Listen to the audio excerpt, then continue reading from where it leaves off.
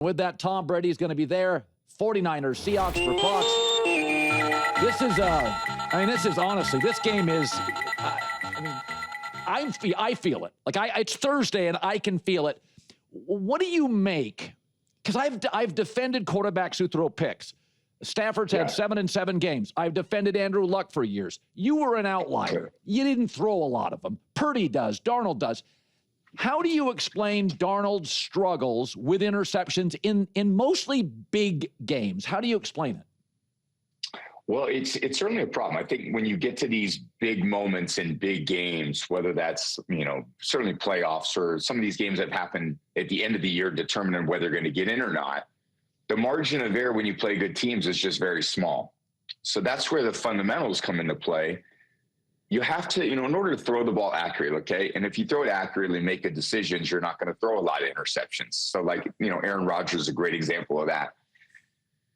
If your mechanics are a little off or you're not, that accurate and you get late in the season, there's a little wet conditions, a little windy conditions, you're playing against a defense that's got a good rush and a good coverage scheme. So you're a little unsure where you're throwing. That's where all the problems come into play.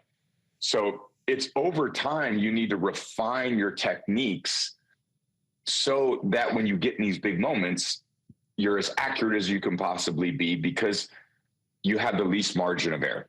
Yeah. And then you need coaches that are stressing you in practice all the time so that you learn to deal with the stress emotion that you feel when you need to perform at a high level. So this is not a game where, it's very hard to overcome turnovers in the NFL. Last week, I think, was very much an anomaly for the 49ers. They lost the turnover battle to the Eagles and still won the game. The Eagles played very poorly. We covered that game. The 49ers are going to have to play a great game against Seattle. This defense is entirely different than, the ones that they've faced. And you saw what happened in the Week 18 game with the Niners and the Seahawks. Niners just couldn't break any tackles. There wasn't much action in the pass game. I'm really interested to see how Coach Shanahan kind of devises a game plan that gives his guys the best opportunity possible. The loss of Kittle last week hurts, but everyone's been kind of writing the Niners off all year. They've won, I think, 8 of 9, which is ridiculous considering all their injuries. But I'm really excited to go up there and check this game out in Seattle. It's going to be so loud. This place is going to be rocking. This is going to be one of the great games of the weekend. It's funny. They're going to go in as an underdog.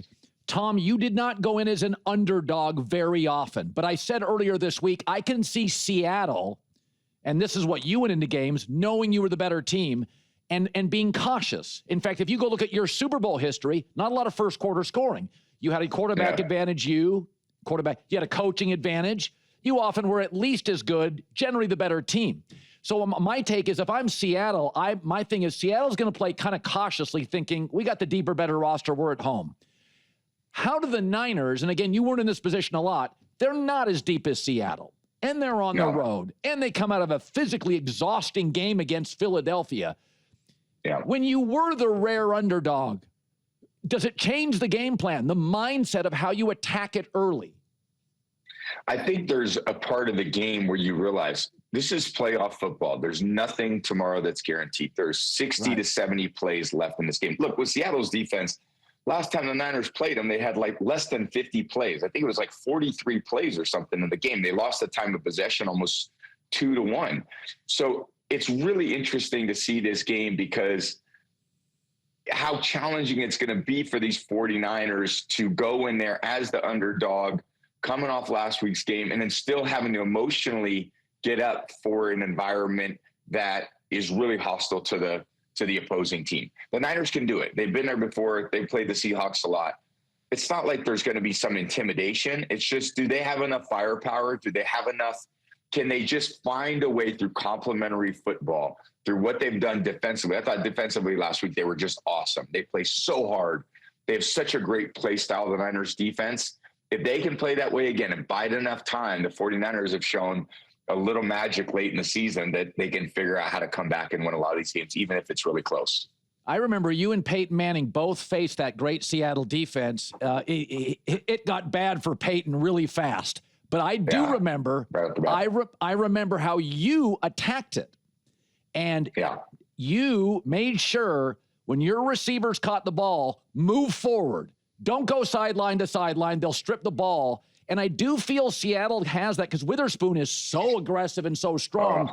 The way to beat, I'm wondering if the way to beat this Seattle is a little like the way you beat them, which is, guys, 5 yards, 4 yards at a pop is fine. Don't try to get, I mean, I think this Seattle defense looks a little like the one you face, which is hyper aggressive, seeking turnovers, super fast. Do you see any similarities? They close space as well as any defense in the league. As soon as the ball's caught, boom, there's guys on him. There's linebackers hitting you. Ernest Jones been phenomenal. Reek Woolen's got tremendous speed. He covers up so much ground. Witherspoon's phenomenal. Iman Wari, the rookie, is insane. They've got this kind of swarming defense. Wherever the ball goes, it's like there's these like Scud missiles that are just flying in to hit the ball carrier. It's a fascinating defense. And then they got one of the most underrated defensive lines in the league. I think the interior defensive line is phenomenal. They've got 4 edge guys they rotate in that are all kind of unique. They have different traits. They really challenge the tackles.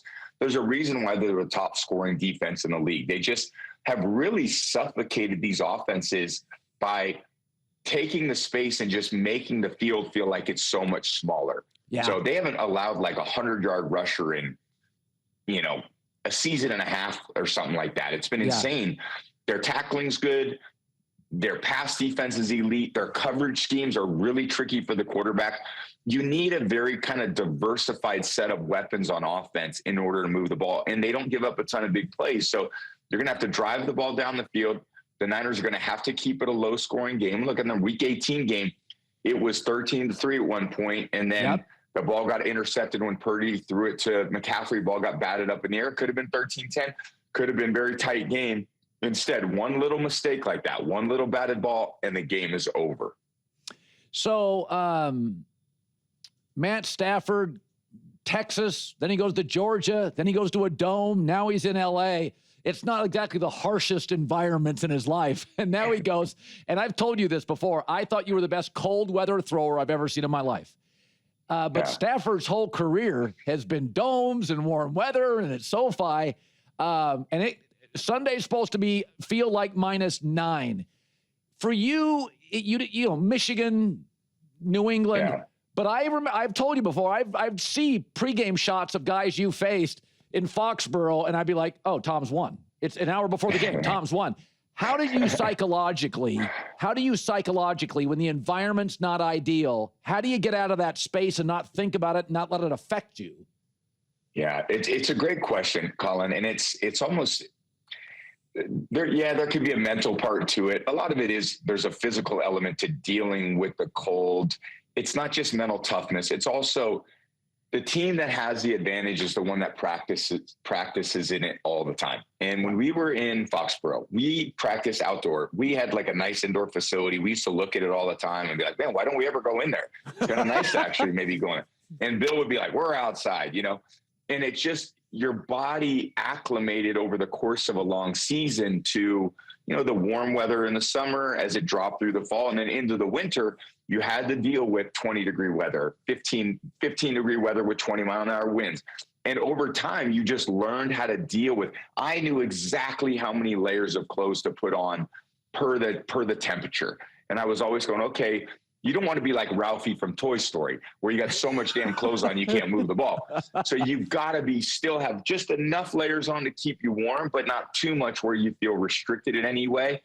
The big linemen, they got so much insulation, they got a lot of body fat, so they're not going to be the ones that are cold. It's kind of the skill players that have, got to use their hands and the gloves and all kind of the fine motor skills you need in the really cold weather. And Matt did play in Detroit for a long time. And in that division, you did go outside to Chicago and Green Bay. It's not like he hasn't played in it, but I will say when I went to Tampa after my time in New England, it didn't take me very long to get very soft to the cold weather. And we ended up going to Green Bay in the NFC Championship game my first year. And very fortunately, the game wasn't that cold. It was like 32, 34 degrees at kickoff. It wasn't -9. That is really cold. And that's a big advantage for Chicago because Chicago has played in these conditions now for the last 6 weeks. It's been terrible weather in the Midwest. They played against Cleveland in the freezing cold. Caleb looked like it was just like he was playing at the Coliseum in LA, he was firing that ball over the field. And he's a really unique player. They've got a really unique team. If there's a team that can figure it out, and I've loved the Rams all year with their diversification of what they do in offense, tight ends, receivers, run game, everyone touches it. Matt's the moving target. Sean keeps everyone off balance. This is going to be another terrific matchup. I'm so excited to see the winner of this game. Oh, same here. So, Josh Allen, you can do, I remember an Eli team that went on the road and kept winning road games. Burrow got to a Super Bowl with a bunch of road. It's hard. So, Buffalo's already jammed up in the Northeast. Then they go down to Florida. Then they're home. Now they go out to Mile High. And I'm thinking to myself, man, and now Josh is not 100%. They're down to 3 active wide receivers. And then part of me thinks, oh, that's what Superman needs. Now's the phone booth. Go to your career. Was there a game where you're down 2 receivers? It's a second straight roadie. You mostly had Holmes. And that you really felt, man, this thing is holding on by a thread. I've got a slot receiver from Boise State. I'm crossing my fingers. James Cook's ankle doesn't go. Did you ever have a moment like that? And what did it play into it emotionally and physically, how it turned out? Yeah, interesting. 2013, we had kind of a rash of injuries in that season. Gronk got injured. We were down. We went to Denver in the championship game. We lost all our backs. We brought in Steven Jackson to play. It was just a hard year, losing backs, losing tight ends, kind of offensive line in and out. We were dealing with rookie receivers on the road in the championship game, and we still made it a game. It was really close. I mean, we really could have made some plays early in the game to kind of give us a little momentum, but because we didn't play very well early, I remember I missed a pass to Julian across the field on kind of that would have gave us a lot of momentum. You just get behind, and when you get behind and you don't have all your weapons, it's really hard to dig yourself out of a hole. Yeah. Like even the Niner game against the Eagles last week, the Niners have been very, obviously so many injuries. They've been beaten up all year long. They go into the Eagles, and they got off to a good start. They went down the field and scored right away, and I was like, holy cow, this is awesome. I wasn't expecting that against that kind of great Eagles defense. But that just injects a lot of life into, the visiting team, and it also deflates the crowd of the home team because they're like, oh God, so right away you shut them up. So that's what I think Buffalo needs to do. I know they're depleted. Their pass game has been a little volatile this year. They do have an incredible run game, a very good run blocking offensive line. And they've got a really challenging Broncos defense they're going against. Another defense that's very similar to Seattle, really unique structure of defense, really well coached. They're always on the details and nuances. And then, Josh has got a great opportunity to, this is the game for him. I mean, there's a lot of career defining games for quarterbacks.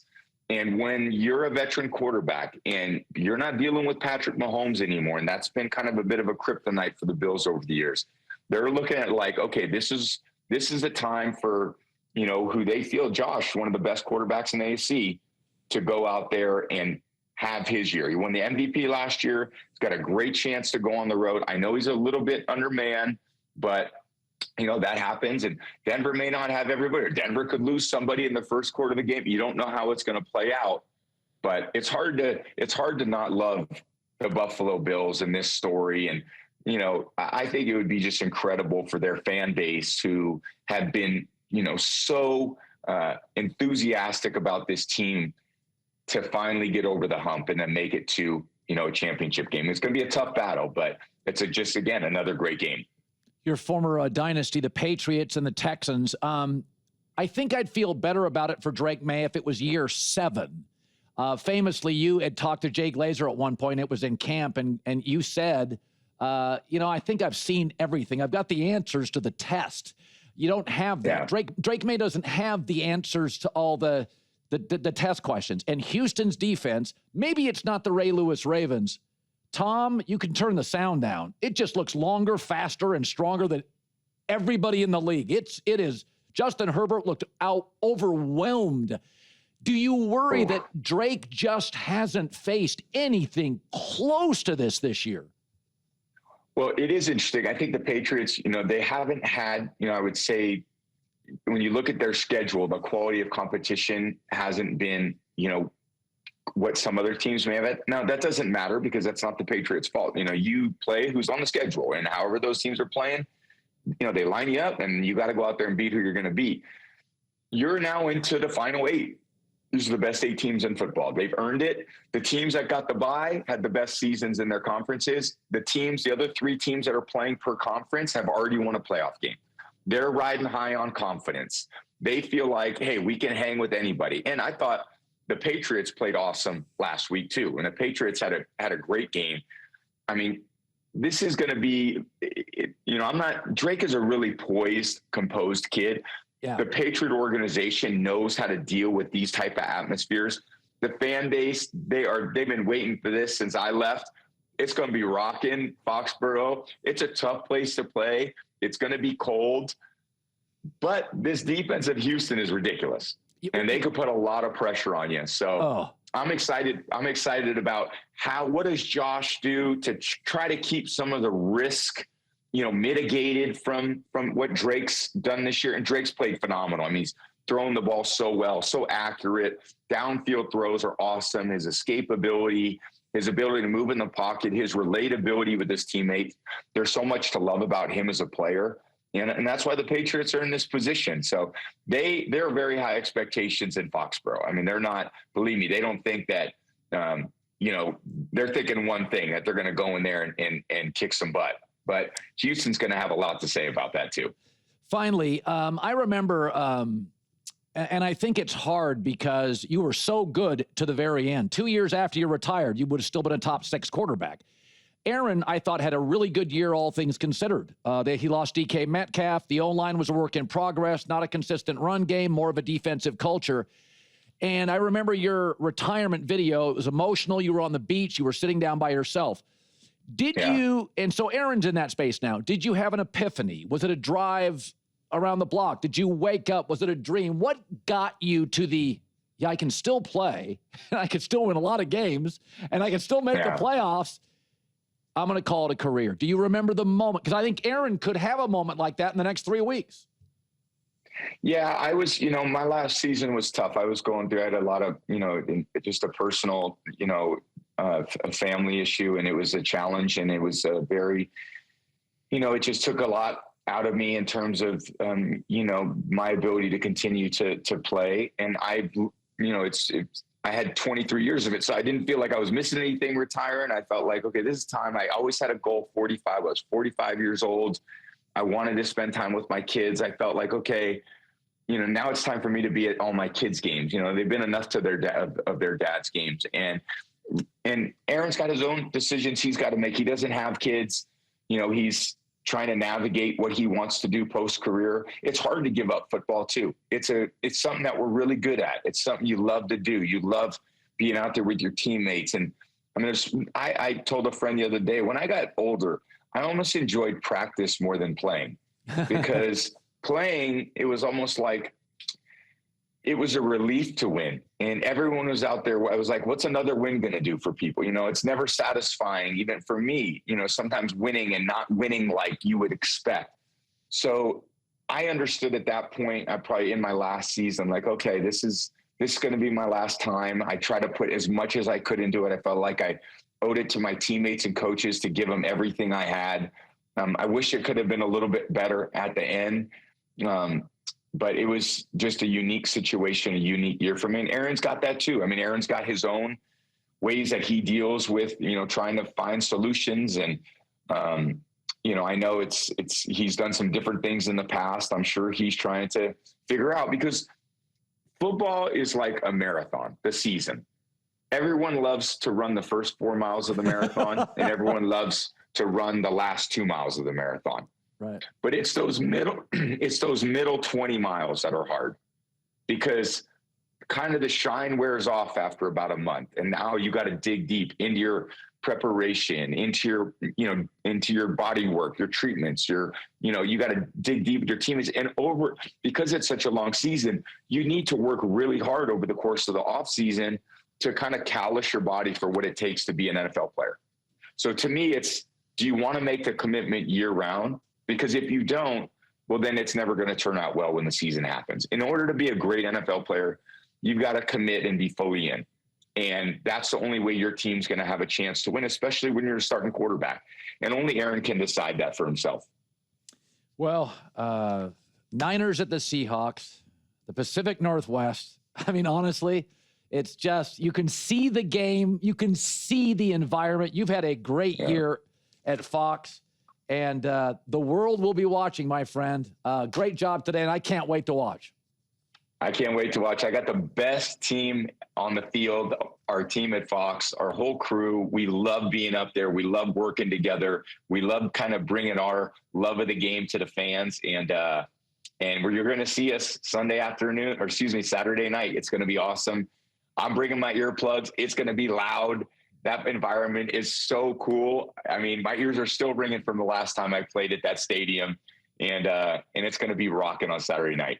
All right, Tom Brady, 7 trophies. Great seeing you, bud. See you, bud. I'll see you hopefully next week.